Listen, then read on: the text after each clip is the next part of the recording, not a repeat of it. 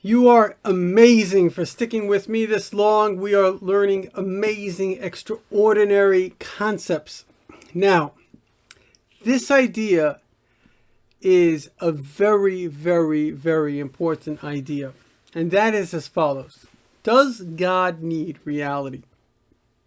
When we think about reality, we're always thinking about three things: time, space, and soul. What is soul? Well, there are four types of soul. There's matter, there are rocks, there are minerals, there are water, there are stars. There's vegetation. There is animals, many different animals, birds, fish, and there are humans. That's what we can see, what we can experience. All of this, like we said in the last video, was a choice. God not only doesn't have to make it, every single second is choosing to make it.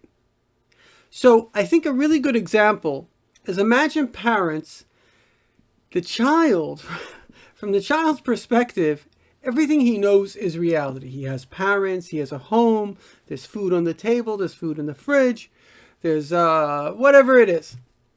From the parents' perspective, every single second they're making that reality. Somebody's paying for the mortgage, somebody's buying the food, somebody's making the supper. So you see how you have two ways of looking at the same thing, and they're very, very different realities. So the child may think, well, this is how things are. You know, there are parents, and parents do X, Y, Z. But from the parent perspective, why are they doing it? Only for one reason: because they love the child. In fact, I spoke to a social worker, and there's a theory that even the worst parents are better than non-biological parents. Why? Because they have this biological love for their child. That love is what drives them. That's the most amazing thing that exists, that force of love.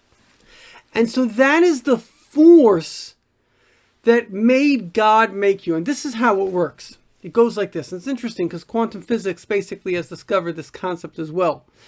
And that God looked into the future and he saw you and he just fell in love with you. Now, you may not love yourself, but that's not healthy. You should love yourself. You're a beautiful human being. You're a beautiful soul, a beautiful spirit.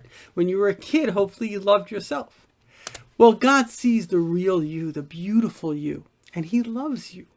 And that's why he does everything he does. It's all out of love.